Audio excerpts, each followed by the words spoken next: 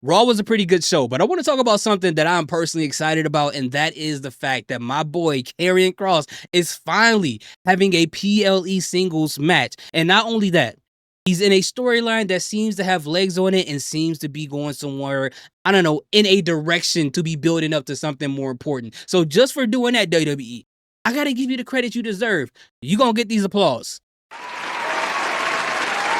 got to give it to him. You got to give it to him. So with this, didn't know that was gonna be that long. I gotta make it shorter. So when it comes to Karrion Kross, I'm happy about this. I mean, when's the last time we seen Karrion Kross in a PLE? I think it was WrestleMania 40 when it was the Final Testament versus the Pride, two factions that no longer exist in a match that was thrown together at the last minute, seemingly.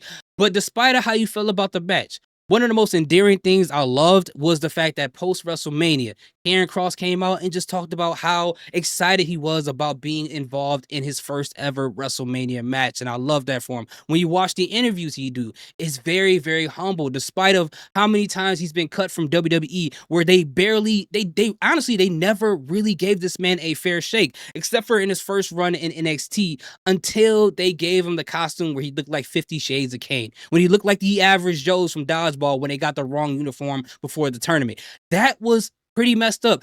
Then when he made up to the main roster, had the leather jacket, I thought that was a great gimmick for him too, but they wasted it. They made it look like he was going to have something going on with Roman Reigns, and we all knew that that wasn't going to go anywhere, and it absolutely didn't. Then when he had the gimmick where he said they're all in the cards, when he had cards deciding things for him, deciding fate, I thought that was great too, and that didn't work out as well. And to be honest, when he was a part of the Final Testament, although I like AOP, what is it?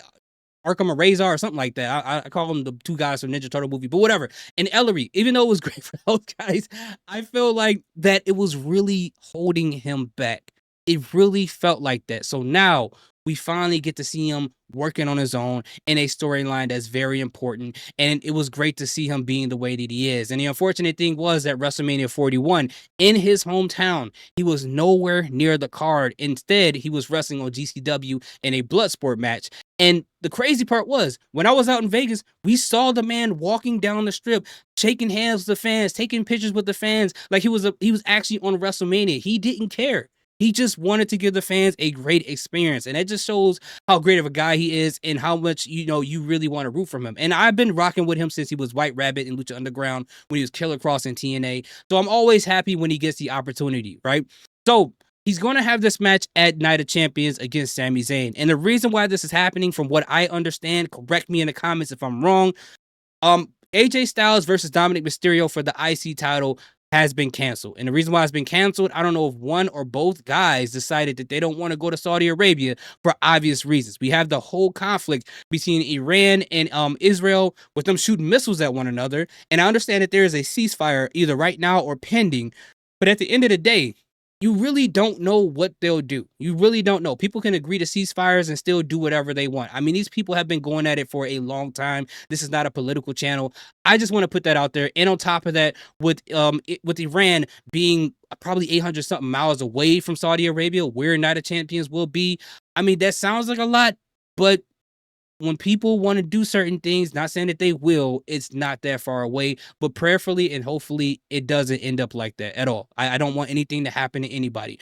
But as far as Karrion Kross, with this whole match with Sami Zayn, this is great. This is really good for him, because Sami Zayn, despite of how people may feel about him, he is a great in-ring worker. He does have some really, really good matches, and this could be a really good match for Killer Kross. It's his first PLE match for Killer Kross to have, right? And this is the part where I think that WWE will understand that sometimes you really do have to listen to the fans. The Cody Rhodes situation showed it. R-Truth showed it. The whole Yes Movement thing showed it. Now, I understand that there's some wrestling fans that you can't listen to because all they do is complain online. But sometimes the fans You have to listen. They voted with their money, with R-Truth with the merch sale. You saw what happened with Karrion Kross and his merch sale.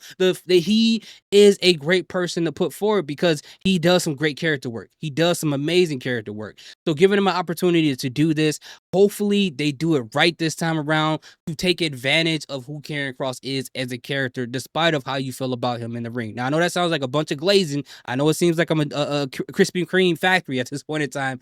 But honestly, guys, you know, if you just give them an opportunity to flesh out the storyline, however way they do it, whether they finally get him to poison the mind of Sami Zayn being the spark to turn Sami heel, wherever way they develop, if they just give Karrion Kross an opportunity post this match, I honestly guarantee you that they will not regret it. Put the mid-card title on this guy at some point in time. You will not regret it. But at the end of the night, SmackDown was pretty cool. I mean, not Raw, SmackDown. Raw was pretty good. I think a good episode of Raw is when there's more wrestling than talking, and I think they accomplished that tonight. We got some pretty good matches tonight. I liked it. The women's match for the women's IC title, which we know is going to turn into a triple threat match. We had a couple of other matches for the tournament. Jade Cargill versus Roxanne Perez, pretty good match. Jey Uso versus Cody Rhodes, pretty good match. We saw some different things there. So I think it's going to be great. But at the end of the day, how do you guys feel? Are you guys excited about Karrion Kross? Are you a fan of his? Do you not care? I would love to hear what you have to say in the comment section. Thank you guys so much for watching. My eyes are dry. Salute. Peace. Have a great day.